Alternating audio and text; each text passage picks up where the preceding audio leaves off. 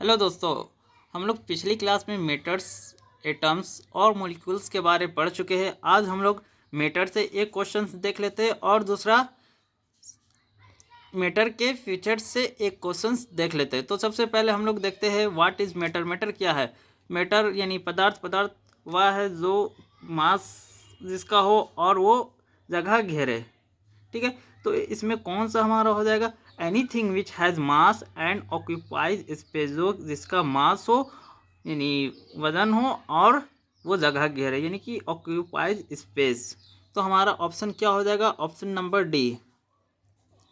अब दूसरा क्वेश्चन है which state has maximum intermolecular space, यानी कौन सा एटम्स, कौन सा स्टेट्स जो है जिसका इंटरमोलिकुलर स्पेस ज़्यादा होगा।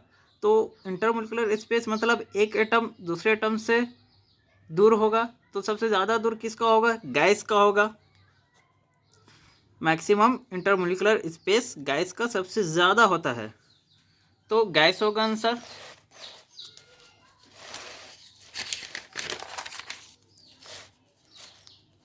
Which state has maximum intermolecular force, यानी कि किसका फोर्स ज़्यादा होगा इंटरमोलिकुलर में। तो कौन सा होगा? सॉलिड का होगा। सॉलिड का क्यों होगा? क्योंकि सॉलिड का जो एटम्स है जो है वो बहुत नज़दीक है, क्लोज है, इसलिए मैक्सिमम इंटरमोलिकुलर फोर्स होगा सॉलिड का। यहाँ पास करा चुके हैं, देख लीजिए। Intermolecular force of attraction solid का हाई होगा, लिक्विड का इंटरमीडिएट होगा और गैस का वेरी लेस होगा। इंटरमोलिकुलर स्पेस वेरी लेस होगा सॉलिड का, इंटरमीडिएट होगा लिक्विड का, गैस का एक दूसरे से बहुत दूर होगा।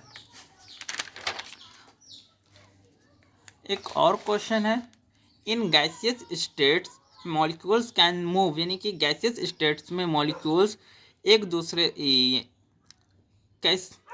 किस तरह मूव करेंगे? ओनली वन डायरेक्शन यानी कि एक ही डायरेक्शन पर, या फिक्स्ड पाथ पर, रैंडमली इन ऑल डायरेक्शन यानी कि कोई भी डायरेक्शन पर जा सकते, अपवर्ड एंड डाउनवर्ड रैंडमली यानी कि ऊपर और नीचे। तो इसमें आंसर होगा गैसियस स्टेट्स मॉलिक्यूल किधर भी जा सकते हैं, चाहे ऊपर बाएं दाएं ऊपर नीचे कहीं भी जा सकते हैं। तो इसका क्या हो जाएगा? Randomly in all direction. अब हम लोग देखते हैं एटोमिसिटी।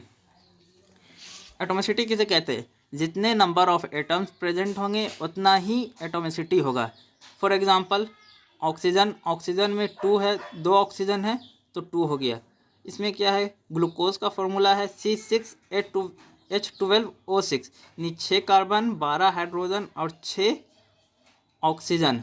तो टोटल कितना हो गया? 6 12 18 6 24। अब यहाँ H2SO4 है, यानी कि 2 हाइड्रोजन है, 1 सल्फर है, 4 ऑक्सीजन है, तो 2 + 1 3 + 4 7। अब यहाँ NaCl है, यानी सोडियम एक एटम है, क्लोरीन एक एटम है, तो 2 एटम हो गया। तो यहाँ 2 हाइड्रोजन एक एटम है तो 1 एटम। अब एटोमिसिटी, अगर मॉलिक्यूल्स हम लोग को गिवन है, एटॉम्स पूछा है तो हम लोग मल्टीप्लाई एटोमिसिटी करेंगे। अगर मॉलिक्यूल्स पूछा है और एटम्स दिया हुआ है तो हम लोग डिवाइड एटोमिसिटी करेंगे। अब इस पर एक क्वेश्चन देख लेते हैं, एक दो क्वेश्चंस। अब जैसे कि इसमें बोला गया है C6H12O6 के 50 मॉलिक्यूल्स में कार्बन का कितना एटम्स। अब यहाँ कार्बन का एटम्स पूछा है और गिवन क्या है? 50 मॉलिक्यूल्स। तो हम लोग क्या करेंगे? एटम्स पूछा है, एटम्स मॉलिक्यूल्स दिया हुआ है, एटम्स पूछा है तो मल्टीप्लाई एटोमिसिटी कर देंगे।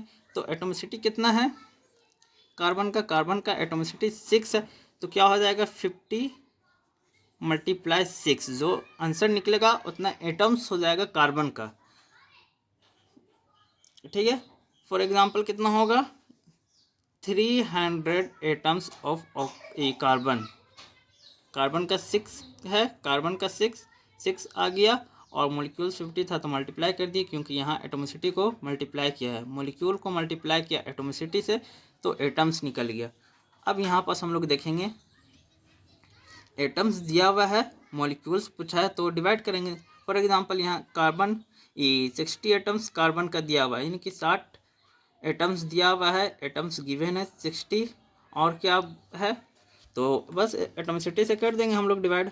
तो 60 / किसका है, कार्बन है। कार्बन का एटॉमिसिटी कितना है, सिर्फ कार्बन का, पूरा का एटॉमिसिटी तो 24 होगा, मगर हमको सिर्फ कार्बन का चाहिए, तो कार्बन का 6 है, तो 6 से मल्टीप्लाई करेंगे तो 10 हो जाएगा, यानी कि 10 मॉलिक्यूल्स प्रेजेंट है 6s12 में। तो आंसर कितना हो जाएगा, 10। अब हम लोग एटम्स को देखते हैं एक बार फिर से। एटम मैटर का सबसे छोटा यूनिट है, बट आगे जब और स्टडी किया गया तो पाया गया एटम का भी फर्दर डिवाइड किया गया। कितना भाग में, 3 भाग में। और वो 3 भाग को क्या क्या बोलते हैं, सब एटॉमिक पार्टिकल्स बोलते हैं। सब एटॉमिक पार्टिकल्स 3 है। कौन कौन है, पहला इलेक्ट्रॉन्स है, दूसरा प्रोटॉन्स है, तीसरा न्यूट्रॉन्स है। सब एटॉमिक पार्टिकल्स 3 है, पहला इलेक्ट्रॉन्स, दूसरा प्रोटॉन्स, तीसरा न्यूट्रॉन्स। इलेक्ट्रॉन्स का चार्ज कितना है, -1.6 मल्टीप्लाई 10 का पावर 19 कूलम्ब, सी मतलब कूलम्ब। और प्रोटॉन का कितना चार्ज है, सेम है, सिर्फ यहाँ माइनस है, यहाँ प्लस हो गया, +1.6 मल्टीप्लाई 10 का पावर 19 कूलम्ब। और न्यूट्रॉन का कितना है, न्यूट्रल है, ना माइनस में ना प्लस में है। अब मास कितना गिवन है इलेक्ट्रॉन्स का, 9.1 मल्टीप्लाई 10 का पावर 31 kg। और कितना गिवन है प्रोटॉन का मास, 1.67 मल्टीप्लाई 10 का पावर 27 kg। न्यूट्रॉन कितना है, 1.67 मल्टीप्लाई 10 का पावर 27 kg। अब हम लोग देखते हैं रिप्रेजेंट ऑफ एटम, यानी एटम को किस तरह रिप्रेजेंट किया जाता है, किस तरह दर्शाया जाता है, एटम को किस तरह दर्शाया जाता है। तो पहला देखेंगे हम लोग symbol of atoms, atomic number और मास नंबर।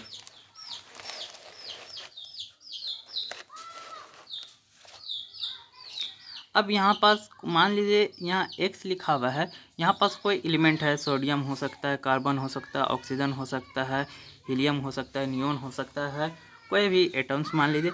एटम्स का जो भी ऊपर में जो नंबर रहेगा वो नंबर वो क्या कहलाएगा, मास नंबर। मास नंबर हमेशा ऊपर होगा, जिसको ए से रिप्रेजेंट किया जाएगा, और नीचे क्या होगा, एटॉमिक नंबर, जिसको रिप्रेजेंट जेड से किया जाएगा, हमेशा नीचे होगा। एटॉमिक नंबर हमेशा नीचे होगा। फॉर एग्जाम्पल 23 Na11, यानी कि 23 जो लिखा हुआ है वो मास नंबर है, और नीचे जो लिखा हुआ है एटॉमिक नंबर है। एटॉमिक नंबर ऑफ प्रोटॉन, यानी कि एक एटम में प्रेजेंट प्रोटॉन एटॉमिक नंबर के बराबर होगा, यानी कि किसी भी एटम में प्रेजेंट प्रोटॉन किसके बराबर होगा, एटॉमिक नंबर के बराबर होगा। यानी एटॉमिक नंबर बोलिए चाहे इसका प्रोटॉन बोलिए, बात बराबर है, यानी कि दोनों का मास, ये दोनों का नंबर सेम होगा, दोनों का नंबर सेम होगा। अब हम लोग देखते हैं यहाँ पास मास नंबर। किसी एटम में प्रोटॉन प्लस न्यूट्रॉन्स, जिसको हम लोग न्यूक्लियॉन्स बोलते हैं, के बराबर होगा, यानी कि mass number proton plus neutron को मिला देंगे तो मास नंबर मिलेगा। पर अब एग्जांपल के लिए देख लीजिए, एग्जांपल में 2311 Na लिखा हुआ, यानी कि सोडियम है, सोडियम का 23 मास नंबर दिया हुआ है और 11 एटॉमिक नंबर दिया हुआ है। तो एटॉमिक नंबर जैसे हम लोग अभी यहाँ पास देखें, एटॉमिक नंबर हम लोग जैसे यहाँ पास देखें, एटॉमिक नंबर किसके बराबर होता है, प्रोटॉन के नंबर ऑफ प्रोटॉन के बराबर होता है। तो यहाँ पास 11 एटॉमिक नंबर है, तो किसका बराबर होगा, प्रोटॉन होगा। नीचे क्या रहता है, एटॉमिक नंबर 11 है और 11 ही प्रोटॉन है, प्रोटॉन 11 हो गया। अब हम लोग देखते हैं न्यूट्रॉन निकालने का। न्यूट्रॉन कैसे निकालेंगे, mass number minus atomic number, mass को माइनस करेंगे एटॉमिक नंबर से, यानी कि ऊपर वाला को माइनस करेंगे नीचे वाला से, तो हम लोग का आ जाएगा न्यूट्रॉन्स। अब हम लोग देखते हैं इलेक्ट्रॉन्स के बारे, नंबर ऑफ इलेक्ट्रॉन्स। अगर इसमें 2 कंडीशन है। फर्स्ट कंडीशन है, अगर कोई एटम न्यूट्रल रहा या चार्ज रहा या आइसोलेटेड एटम हुआ तो नंबर ऑफ इलेक्ट्रॉन्स बराबर नंबर ऑफ प्रोटॉन्स होगा, यानी कि atomic number proton number, electron number same होगा। अगर न्यूट्रल एटम रहा तो, अगर चार्ज्ड एटम रहा तो क्या होगा, पहला कटायन हो सकता है, दूसरा अनायन हो सकता है। कटायन में क्या होगा, इसमें पॉजिटिवली चार्ज होगा, यानी कि धनात्मक चिन्ह होगा, धनात्मक चार्ज होगा और इसमें इलेक्ट्रॉन का लॉस होगा, यानी कि इसमें इलेक्ट्रॉन का लॉस होगा।